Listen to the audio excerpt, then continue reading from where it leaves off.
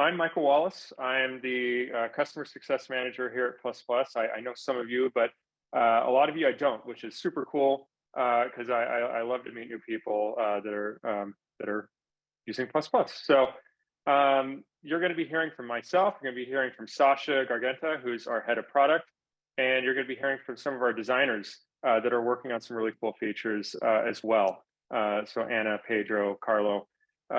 You'll be hearing from all of us. And then hopefully we'll be hearing from you because that's also a goal of ours. So we're going to be going over some recent highlights that you may have seen in the release notes, but you also may not have.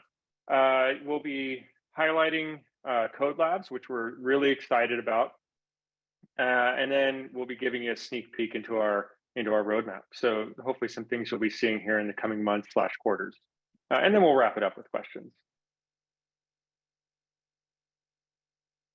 So just a quick little elevator pitch about PlusPlus, because our customers are really good at white labeling our site, and you may not even know that you're using PlusPlus. And so what is PlusPlus? We are a learning platform that helps teams perform at scale through shared understanding. I mean, that's us in a nutshell.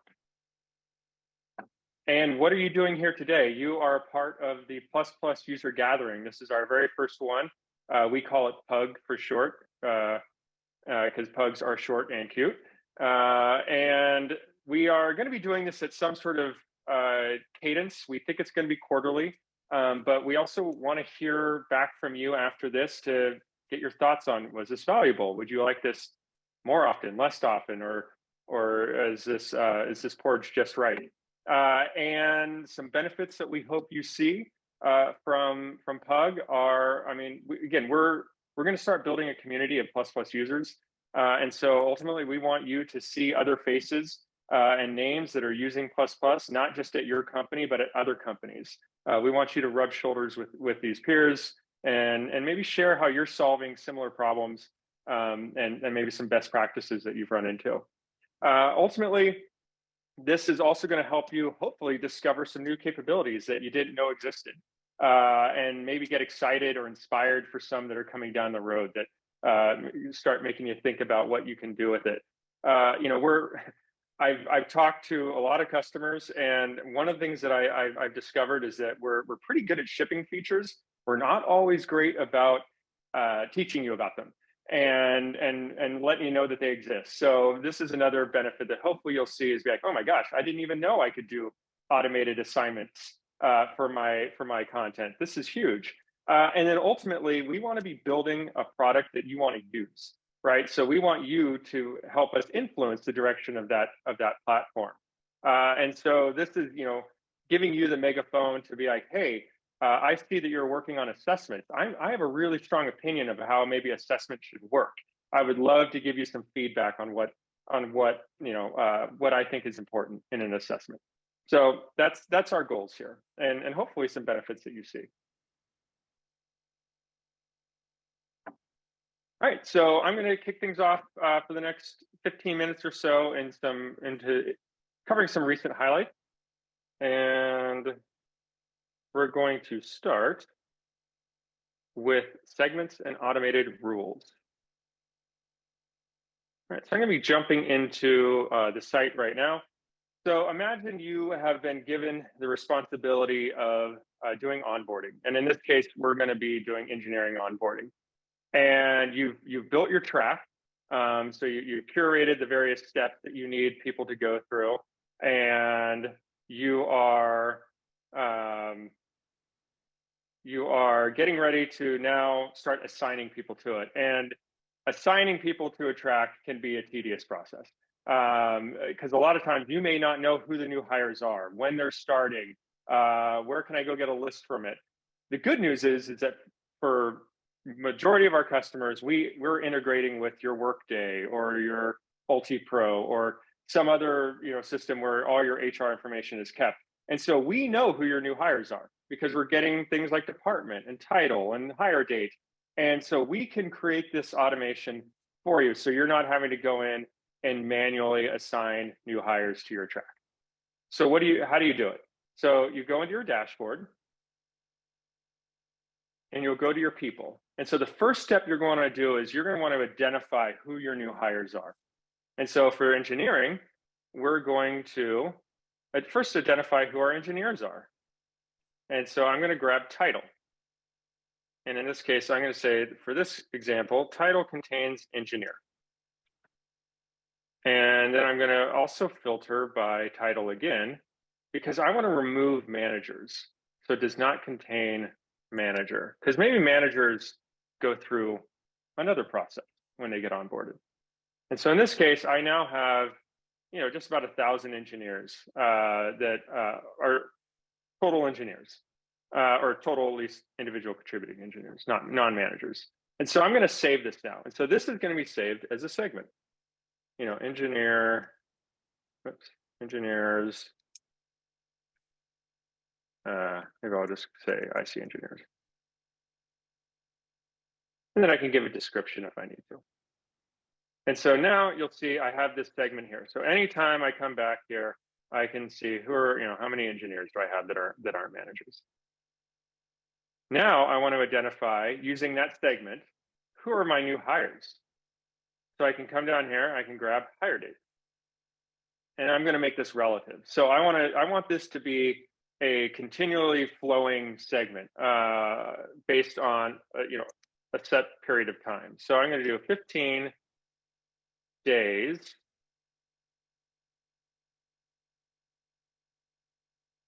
So in this case, it's a 15-day window from someone's hire date. So as they enter 15 days to their hire date, they will get added to this segment, and then after 15 days, they'll leave this segment. And we check your HR system daily.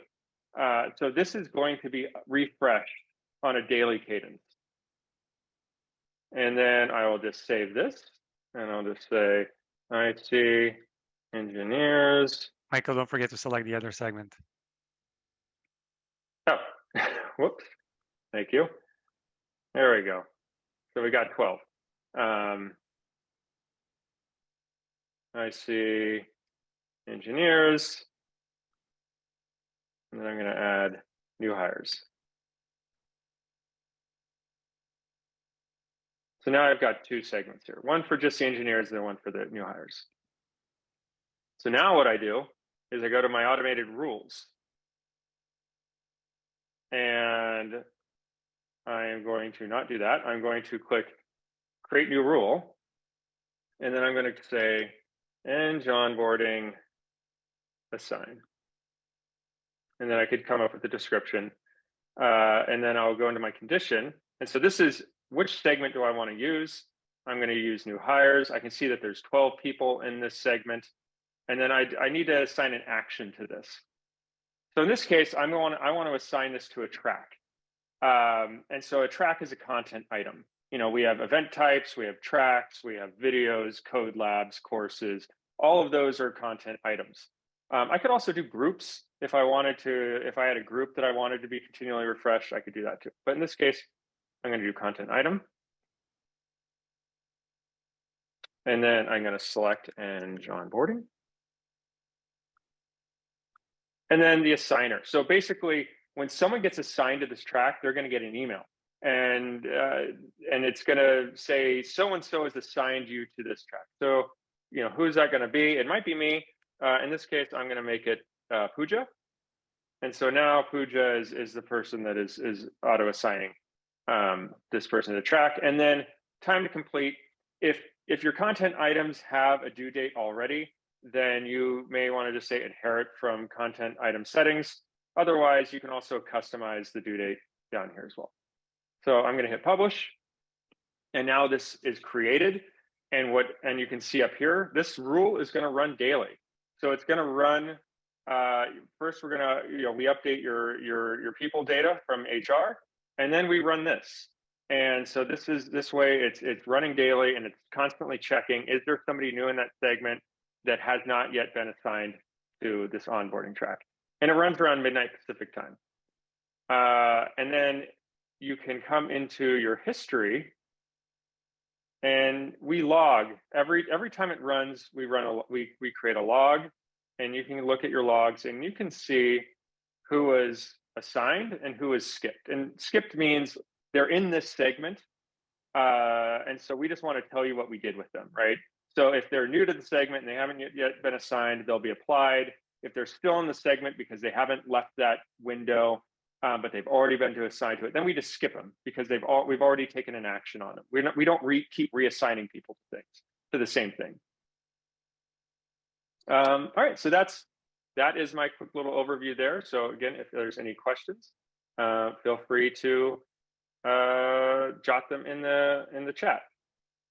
So with notification templates, and we'll go back to my track. So we've created this track. We're now going to be automatically assigning people to this track, which takes one piece of logistics off the plate. And the next thing is communicating, right? So if there's events, we're going to be sending calendar invites automatically. And we're also going to be sending email notifications. And for onboarding, like that might be their first experience with you, right? It might be the first experience with your company. So you may want to customize the notifications, maybe be a little warmer or a little bit, some excitement. And so this is something that existed for up until very recently, just at a system setting level. And it was something that your admins could only do, right? So if you ever wanted to customize notifications for a piece of content, you had to find your admin, who then had to go into the system setting templates and do some conditional logic to apply, special wording to your content. Well, now with all of your content, not just tracks, but event types and even events and videos and Codelabs and all that fun stuff, you can just go into edit, and there will be a notification section here.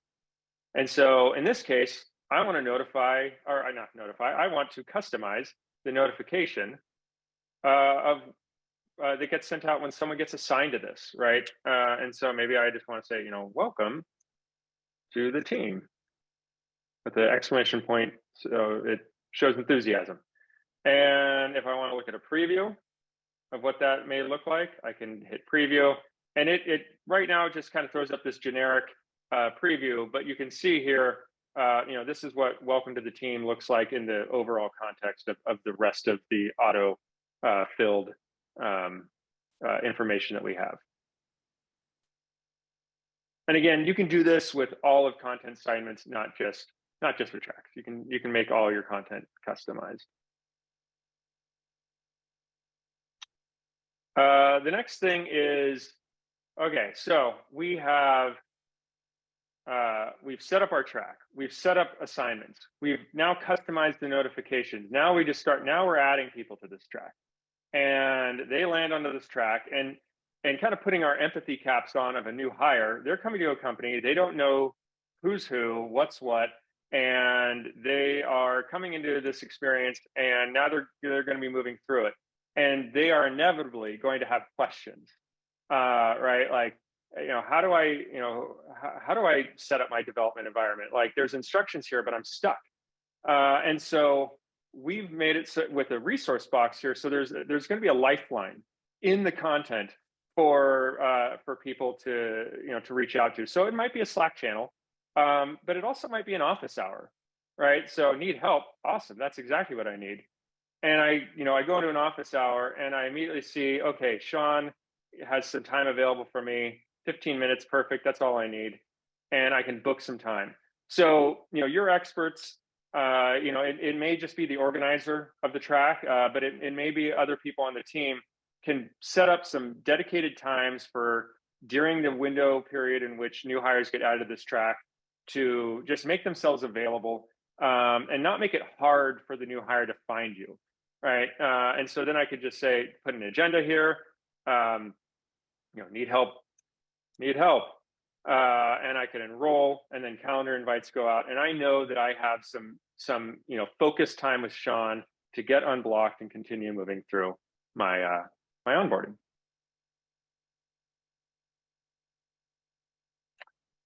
So this is Confluence integration is weeks new, and this is one that we're really excited about. Now, you may not all be Confluence users, but if you are, you know that Confluence can become a bit of a beast as far as just all the different documentation and just kind of the different branches in which people can get lost in.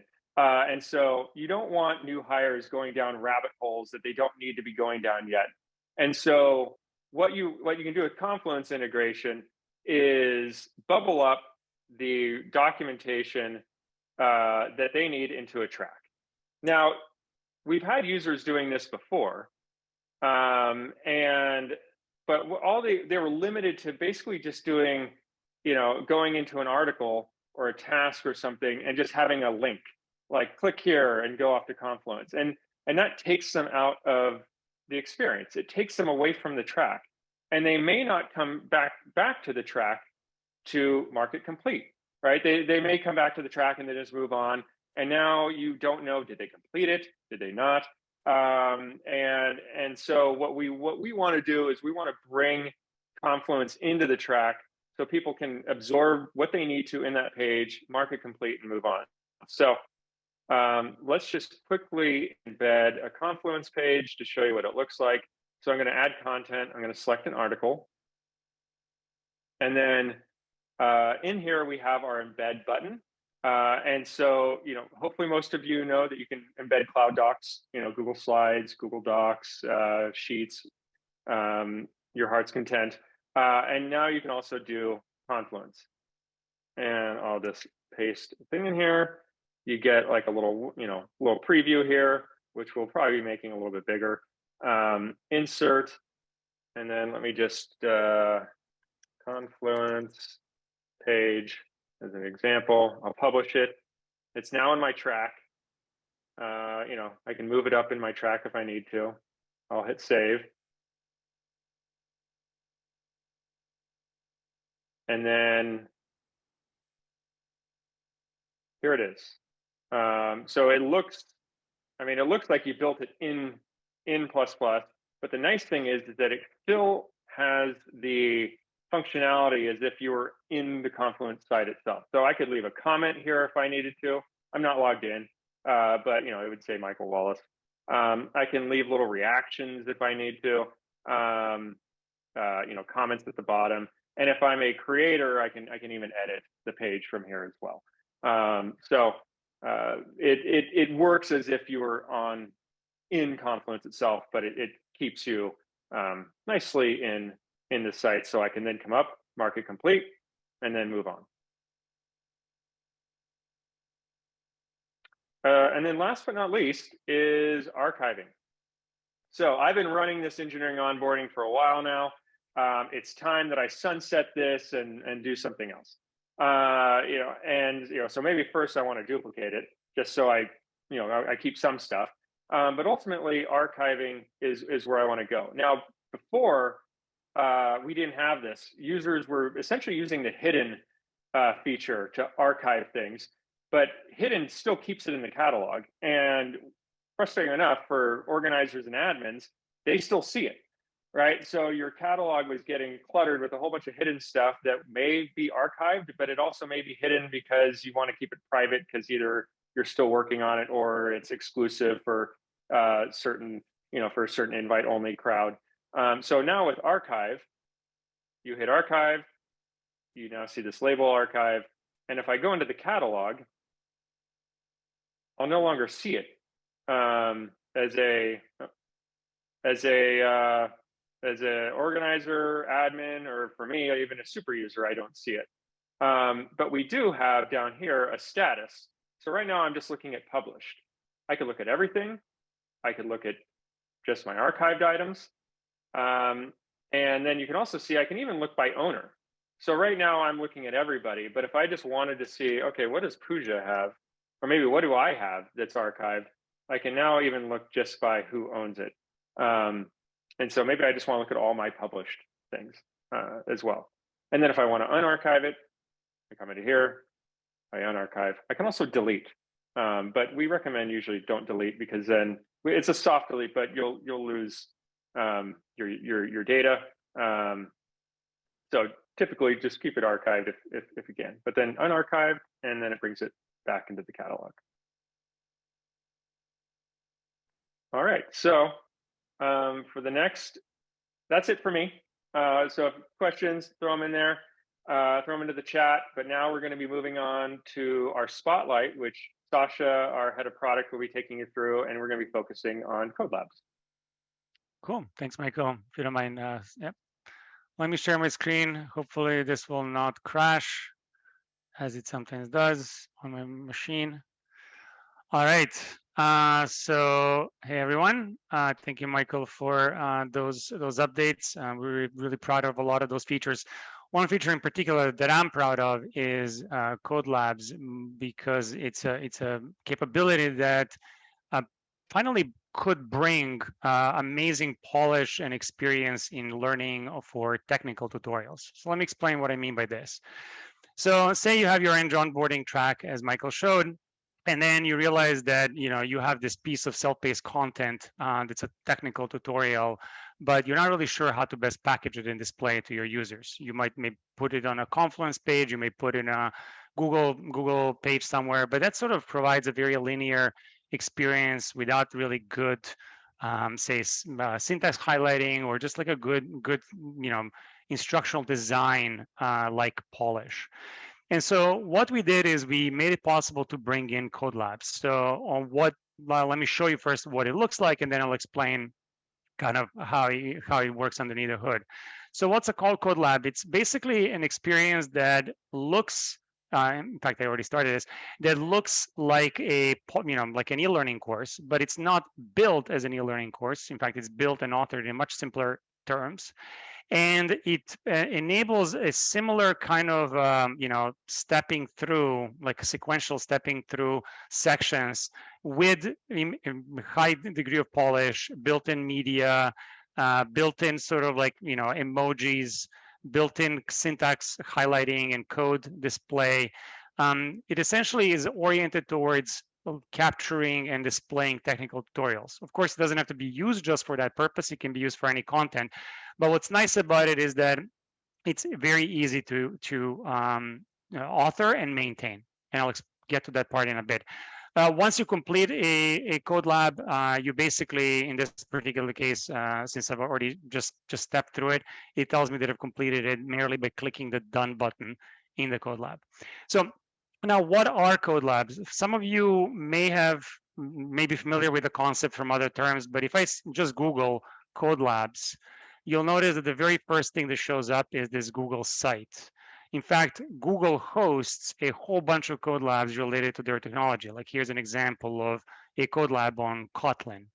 And you can see has very similar sort of experience to the one that I just showed you. And I'm not going to go into the details of it.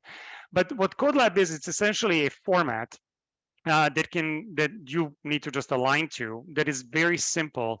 It merely states that if you format a document in a specific way, you can then render it in this sort of slide-like experience. And all of these are sort of built this way. In fact, Codelabs was originally designed by Google to support their Google I/O presentations, but it's since been adopted by others in the industry. So how do you author a Codelab? So a Codelab can start its life merely as a Google Doc. In fact, this is one of the sort of primary ways larger Codelabs are initially authored. It essentially includes a title, like a meta information about the Codelab, a table of contents, and then you can sort of see this just keeps on going. It's a linear experience of a Codelab, and so anything that is formatted this way will show up in a particular way in a generated Codelab. Anything it's like a green link will show up as a button. Any kind of image will show up in line and so forth. And what Google even provides is a way for you to preview that Codelab right inside of your browser. So what that the document that I was showing you, basically just by clicking on a browser extension, I'm able to in any Chrome browser, I'm able to preview it and see immediately how it will render. So now where does PlusPlus come in? Well, what's nice about this is that you can take this URL to this Codelab. And sorry, I can't actually see my screen because Zoom is hiding it. And you can go into, okay, now I can switch. You can go into PlusPlus and click on in the catalog and click on New Codelab. Now you can import a Codelab from a zip file, which we'll show later, but you can also import it directly from this Google document. I'm not going to go through the authorization flow, which we'll talk about separately, but I've now essentially taken what was a Google Doc, put it into PlusPlus. We've completely built it or rendered it as a Codelab and wrapped it as a content item that can be then included in a track, or you can include it in your catalog. You can attach images. We've already parsed the Codelab for all of the metadata that was available. And then anything that's missing, you can kind of add yourself, like for example, web. I can kind of make this Codelab easier to discover. I can attach office hours, resources. I can attach surveys. I can, provide access control. I can manage notifications, just like I can for any other piece of content in PlusPlus. Once you save this Codelab, I mean, this is just the bare Codelab, you can then preview it. And now you can see this Codelab. And this Codelab, obviously, I've gone through, so it already knows my place in it. And you can, as I showed you previously, you can launch it. And the difference is that when you get to the end, and if you hit the done button, that basically marks the Codelab as having been completed. Now, what also is interesting about Codelabs is that they are designed not just for a collaboration through a Google Doc, but they actually can be managed through Markdown files. Now, why is that exciting? It turns out that docs are very cheap to put together initially, or relatively cheap to put together initially, but they very quickly drift over time. They stop being aligned to the thing that they're describing, especially when it comes to engineering topics. So one of the best practices is to try to keep the documentation as close to the Codelab, to the actual thing that they're meant to describe. And for engineers, that often means they love to go and put Codelabs or docs like Codelabs right next to their code, which means in their Git or code repository. So if I take this Codelab and I grab the ID of this Codelab, what I can do is pop into, as an engineer, my command line, make this a little bigger, and I can use a tool called, let me actually just do this. I can use a tool called the CLAT, which is provided by Google, to export this Codelab just by its ID. And what it will do, it will actually go and build this Codelab as HTML files. But more importantly, I can also export this Codelab as Markdown files. And so this now is, and I'll just go into this directory to show you. In fact, here, I'll just open it in something that's a little bit easier to see. It's basically a Markdown file that is now something that engineers can edit. They can put it in a Git repo. They can sort of maintain it through their normal way they're managing sort of code-like assets. And so here's an example of a Git repo that includes this Markdown file, like this index.md. This file, GitHub will actually try to render it. And it will make it kind of sequential, almost like a Google Doc. But if I look at the raw file, this is just simple text-based syntax where, for example, anything that has these two pound symbols and it represents a section in a Codelab. Anything that has multiple pound symbols like that, it represents like a subsection. You can see that this Codelab includes bullet points. It includes code that can be formatted, and it's automatically syntax highlighted, and so on forth and so forth. And so why is that exciting?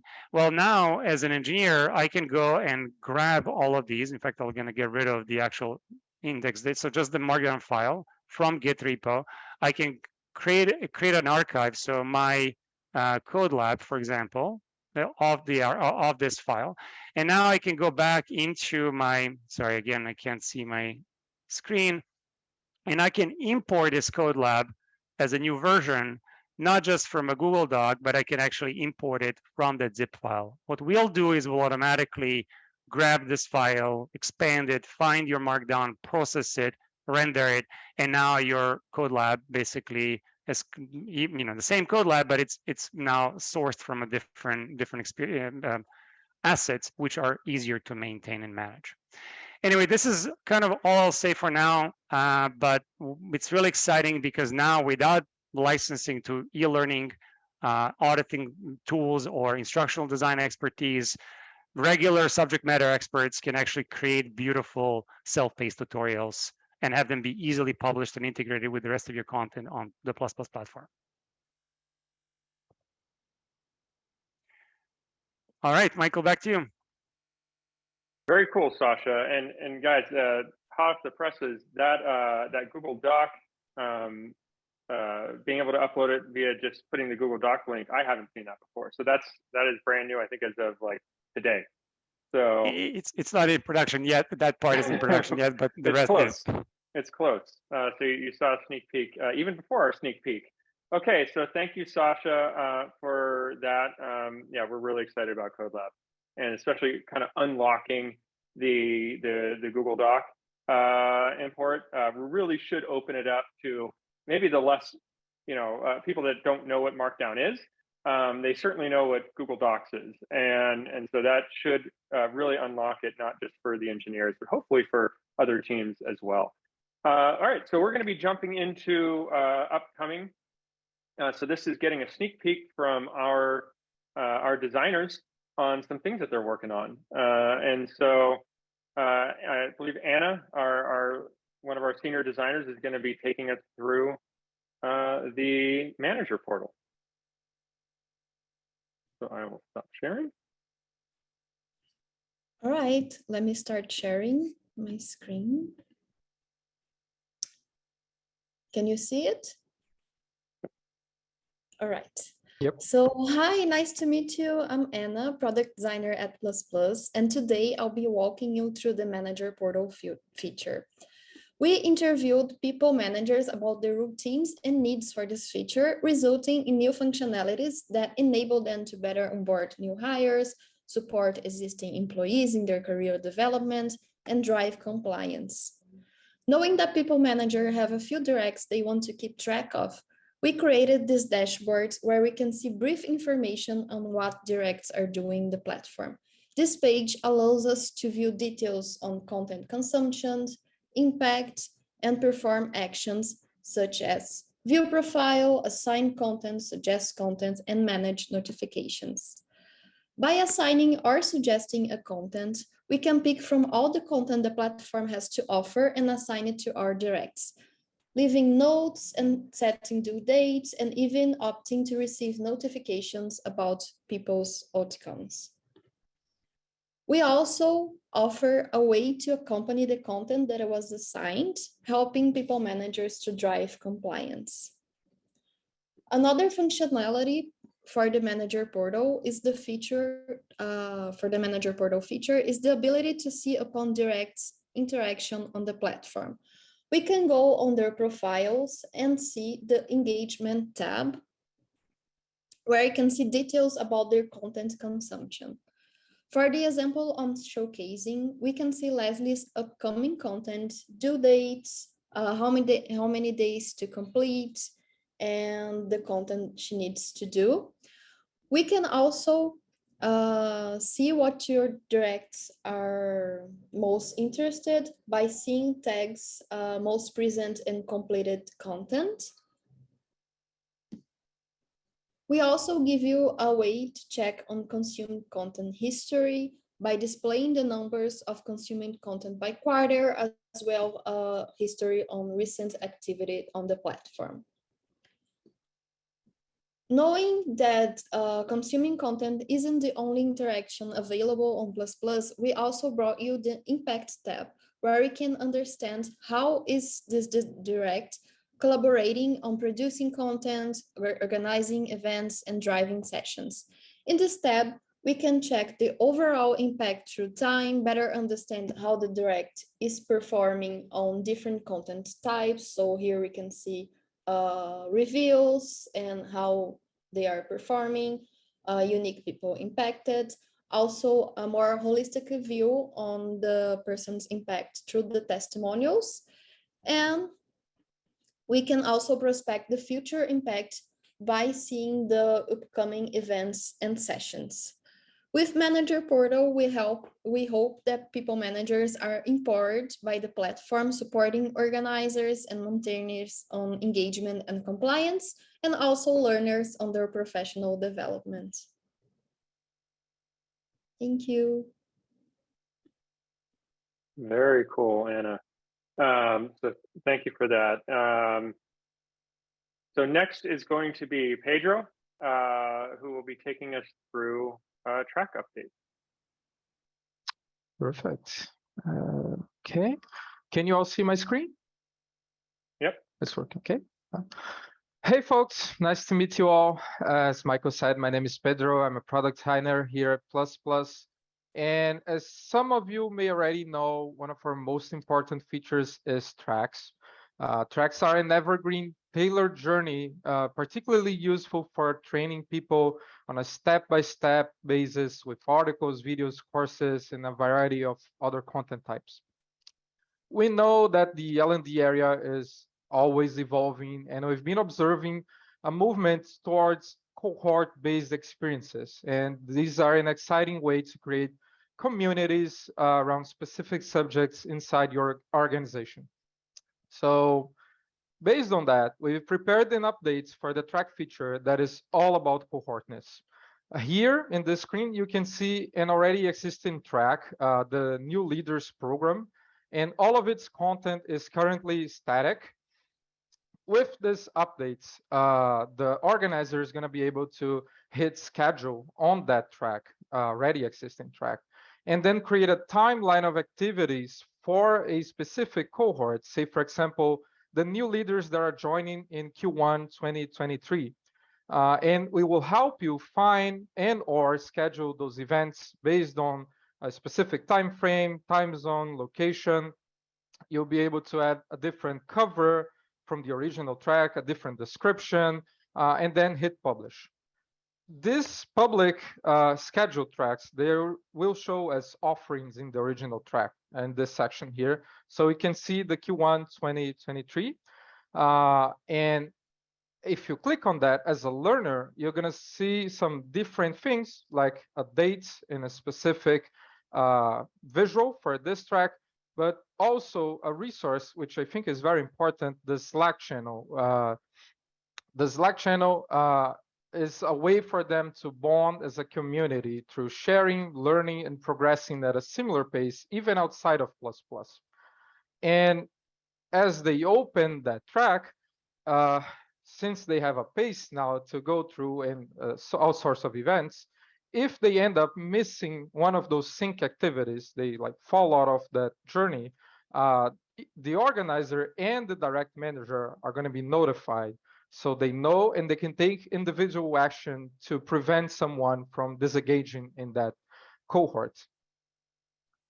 Also, here's a small sneak peek of the revamp we've been doing on the content management flow for tracks. We know that after you have like 15, even 30 content items inside of a track, and now you add events, that gets confusing. And we create a way for you to break those content items and activities into sections. So say, for example, week 1, week 2, week 3, and then inside of those, you can drag the contents and organize it in a way that makes more sense to you and to your specific program. I believe this can be a good way for you to create those milestones, those pacing and learnings that can be guided through the events and create this cohort journey through the whole program. So this was a bit of the scheduled track and track composition, upcoming updates. With this, we hope you get enabled to build powerful cohort-based experiences inside of PlusPlus. Thanks. Thank you, Pedro. Yeah, and one of the things that you may not have seen in there, but a part of this is going to be the ability to include tracks within tracks, right? So that's another feature. So you could have a section have an entirely other track in it, which makes managing tracks a little bit easier, especially when maybe you have like a common core engineering track, and then you have maybe a front end track that you want to include into that, or something like that. So very cool. All right, so the next one we'll be talking about is assessments, which Carlo, I think you'll be touching on. Yeah, this one's still pretty new. Let me pull up my thing here. Oh, so actually, before Carlo gets into that, One thing that we've been working on is improving, thinking about how we can improve booking time with people, especially in our mentorship tab. And so if I actually go into my slideshow here, this is something that Anna, you've been working on. I don't know, Anna, if you want to just speak to this real quick. You know, we don't need a demo, but yeah, just jump into this real quick and kind of tell us a little bit about what we're working on here. Sure. The availability, we make it easier for booking available mentorship slots. So you just need to set available days and hours on the form, like it's shown on the left, and we will automatically check on your calendar to see all the available time slots you may have and transform them on sessions so people can book. And you don't need to create multiple sessions. You just leave it like, I wanted to perform mentorship sessions on every Monday from 7 a.m. to 3 p.m. So we'll be checking on your calendar on this moment and showing available time slots for everyone that may want to book a session with you. Yeah. So if you've used Calendarly or HubSpot meetings, or there's a whole bunch of those, it'll work very similar to that. The only caveat to this one is if you'll need a level of integration with Google Calendar with PlusPlus. It's like resource integration. So that may be something that you'll need your admins, your Google admin to approve. All right, now it's Carlo's turn. So assessments. This is something we've been recently exploring. So Carlo, jump in. Feel free to talk a little bit about the work you've been doing. Hi, everyone, and thanks, Michael. We won't be going on a demo, a sneak peek here, but I can give you a quick briefing on some key points of what to expect. What we were planning for assessments is you will be able to create, schedule, and attach assessments to content in a similar fashion to surveys. And these assessments will be automatically graded, and content creators will be able to gain access to data that aid their understanding of how learners are observing and engaging with their content. That's mostly it, Michael. All right. Yeah, so if you've used our built-in survey feature, where you can schedule things to go out before, go out after, time it, assessments is going to work very similar to that. And as Carlos said, the difference being is that there can be right and wrong answers that you can kind of preset as an organizer, and people will get graded on. All right, so time to hand you the microphone and ask questions, which I'm assuming this chat's been going crazy. So let's see. Jasmine, with the first question here that I see, do we have access to the customer segments from GraphQL? Would be awesome if we could easily plug these segments into mailing list tools like MailChimp. Sasha, I'm going to give you that essentially question. what I think what you're asking, Jasmine, is can you filter for users based on a GraphQL, in GraphQL based on a segment, for example, ID, right, or name? Not yet. I think this is a great suggestion, and it'd be relatively easy for us to support. But yeah, thank you. All right. Jasmine, did that answer your question? Well, thumbs up if you... It did. Thank you very much. Looking forward to integrating it into newsletter tools. Cool. Didn't even know that was a use case, but now I know. I learned something. Okay, so looks like Dennis from DRW, hello Dennis, asked who sets up Sean's time? Okay, so you're talking about Sean from office hours. Yeah, so I can answer that. So Sean can set up his times. So Sean can go in to, here, if I go into the demo here, Sean can come in and set up an office hour session for themselves, and so Sean would select the office hour. So let's just say it's Eng AMA, and host, and then, you know, and if it was Sean, it would auto fill Sean, or someone else can set up Sean's time. So if there's an organizer could come in and say, you know what, I spoke with Sean, and I forgot how we spelled Sean.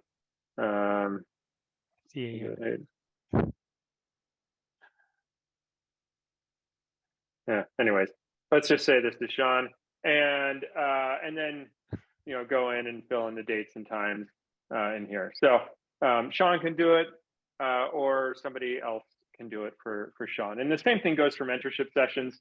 Any sort of session, either the mentor or the office hour host can set it up themselves, or someone with certain privileges, organizer or admin privileges, can set it up for them. And so when Anna was showing us that sort of soft availability, and you talked a little bit about how it was connected with Google Calendar, is that same sort of availability functionality going to work with the Outlook integration? Right now, it works just with Google. Outlook integration, we'll need to explore a little bit, explore a little deeper. To see if that sort of integration is available in their API. Yeah, I can just maybe expand on this. So Google has a much richer and more powerful set of APIs for integration there compared to Outlook. Just the way Calendar works with Google is far more robust. But that doesn't mean that, you know, we'll settle at that. We're gonna explore ways to make this be available. Yeah. And so what Anna was showing, or Anna was talking to, would be done in your profile. So there will be some place in here where, you know, you'll be able to set up your availability in your profile. All right. Next question from Chris. Is embedding Confluence Enterprise on-prem supported? Let's see, Sasha, do you know? I don't know. We have not tested for that, but it doesn't work. Not right now, but it is easy to include. We just need the URL, and we can easily support it if needed. Oh, so we need to configure an explicit URL. So probably like some sort of a new system setting that will enable it. Okay. Yes. Yeah. Correct. So it's if you have that use case, let's work together on it and validate it. Yeah, Chris works with us in DRW. He's actually our tech guy. So when you were talking about the like SMEs creating content using the Codelabs, it would likely be Chris creating the SME creating the content. So one of the things that sort of scratched my head a little bit is we can't really interact as an organization with Google Docs or any sort of cloud-based system. Is there a way that maybe we use our internal Git as a way to do this? Like, how do we get around the fact that Google Docs is like integrated into this thing? You're talking specifically in the context of Codelabs, right? Yeah. Okay. So I showed that Codelabs can often start as a Google Doc, but it doesn't have to. You can actually create a Codelab right inside of a plain old text editor using Markdown, which is something that may sound weird to those of you that haven't done it, but like engineers do this all day long. And then you can generate, like we basically can build it for you and host it and manage all the discovery and the sort of consumption experience. And then engineers can actually also preview it locally so they can see what it will look like when published. So the tool is provided by Google already. And I'd be happy to sort of, you know, walk you through this if you'd like. And we do have Help Center documentation that goes into more depth on this. Yeah, we've got a lot of content that was built in sort of Git, like Git pages and, you know, different Jupyter notebooks. So if there's a way to create that and turn it into almost a form course that we can track and assign, and, you know, that would be amazing. Absolutely. And the formatting rules for GitHub are like half a page long for Markdown, right? Like, so essentially, if you just stick to a few principles in your Markdown file, it can be exported into a Codelab. And most of those GitHub pages tend to be, built that way anyway. So it's you're probably already in a place from which you can generate these. Cool. Jasmine has another question that Chris plus one. If you click on links in the embedded Confluence page, do they open up in a new tab? They do. All right. Derek has a question. What happens if someone has an active enrollment due date when a course is archived? Does that get removed from the user? Lice or Sasha, what happens there? I can tell you what should happen. Can't tell you for sure that I know how it actually behaves, and if it's not working this way, and we'll review it. We will basically archive or mark existing enrollments as archived. Right now, there's a challenge in how we are managing the life cycle of assignments, but we will basically be, and because they can either be deleted or they can be archived. Essentially, assignments currently can only be deleted, like fully deleted. So we'll be making it possible for them to also be archived as opposed to deleted. But basically, that's what should happen. I think today they may be deleted. They remain. The assignment remained, but we can change as well. So Got it. we Okay. have an active session. Got it. Okay. All right, so some work to be done there, but the ideal scenario, it sounds like, is that if a piece of content is archived, then those assignments will not be deleted, but will also be archived or canceled. But you'd be able to pull up a status report and see, which assignments weren't completed and were archived. All right, Jasmine, Codelabs is awesome. Thank you, Jasmine. If someone makes changes to a Google Doc after it was added to PlusPlus, will it update the Codelab automatically? So right now, no, this is like literally right off the press. We can make that possible. Like you would kind of have to go again through the experience, copy paste the link again, hit publish, import, and it will import a new version. Chances are with Google Docs, we will not make that be automatic, mostly because you may be in the middle of like working on a doc, like say, updating a section, and we may if we assume that it's stable and try to build a new Codelab off of it, that may create confusion for the users. That said, we are looking at building Codelabs from Git, directly from a Git repo. And since, in order to make something committed, you typically go through a code review and some sort of a quality check. We could make assumptions that as your Git code changes or Git markdown files change, then we can build it anytime. So we plan on making an automated sort of cron job, if you will, that will pull from Git and rebuild the Codelab automatically. All right. And then let's see, Chris, yeah, okay, we answered. So Google Codelabs do not need to be just in Google Docs, as Sasha explained earlier. When will Manager Portal be available? I would use this in a heartbeat. All right, I'm going to hold you to that, Jasmine. So we are already starting to we're actually starting the development. And it's not formal. Like we've done the initial pre-planning on development. We're kicking it off later this month, and we're hoping to make majority of the progress on what Anna showed in October. There will be some long tail of things that will probably happen throughout the Q4, but in early Q4, basically the first month of Q4 is when we hope to see most of what Anna demoed. All right. Does the booking time feature work with the Outlook integration? Yeah, so if Sean sets up time and Sean is an Outlook user and I book time, yeah, the calendar invites will work. Just like, how with events, if I enroll into an event, I get a calendar invite, and that works with Outlook. So would booking time with someone one-on-one.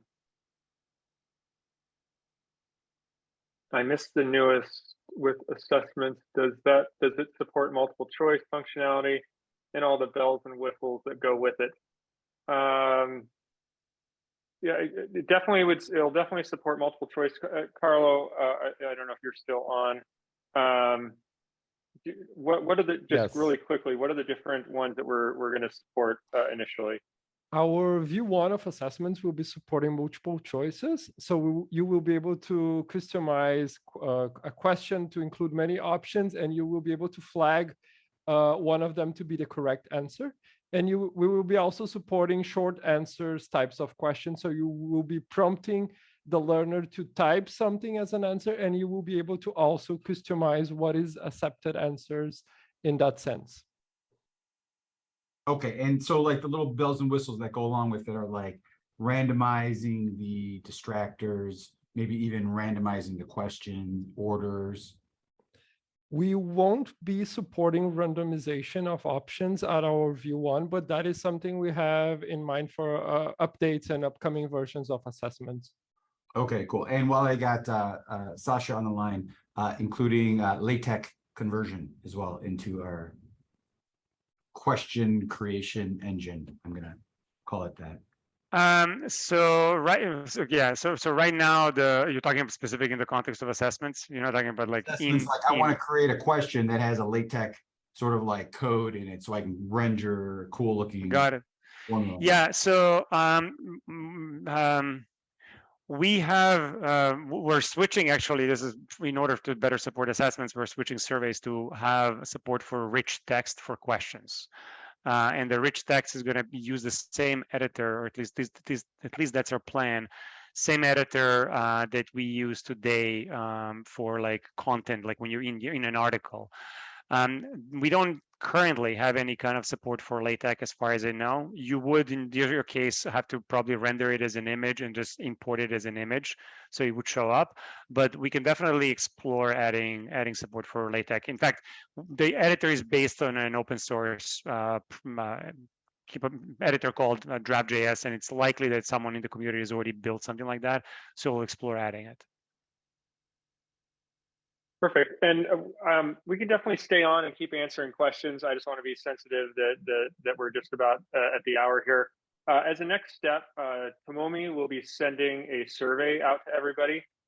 It's a really quick survey. I think it's like 5 questions, and it goes a long way towards influencing just this conversation. So if everyone can take a minute or 2 to fill out that survey, that would be awesome. And then if there's anything that you want to like do a deeper dive on that you saw today, whether it's assessments or it's automated rules that already exist, feel free to email me at michael@plusplus.co, and I will, I can facilitate any conversation. All right, so let's see, more questions. Can you grant faster access for Learn++ for Rashia? Rashia, I would recommend, if you're still on here, to reach out to your admin, Kimberly Carson, because we don't grant access. That's handled by your admins. So please reach out to Kimberly Carson, and she can help you at Salesforce. And then Derek, when showing the manager portal, was the user profile showed an update to the regular user profile? If I go in and view my own profile. Yeah, so we'll be updating the way, we'll be kind of tabbing your profile.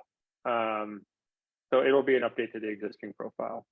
So the manager portal includes updates to the user profile. Yeah, correct. Donna, we have prerequisites for one of our classes. Learners must complete a course in an internal app before they enroll in a Scrum lead class. I understand that it is not currently integrated. Is there any workaround in PlusPlus, or would it be would that be a manual task?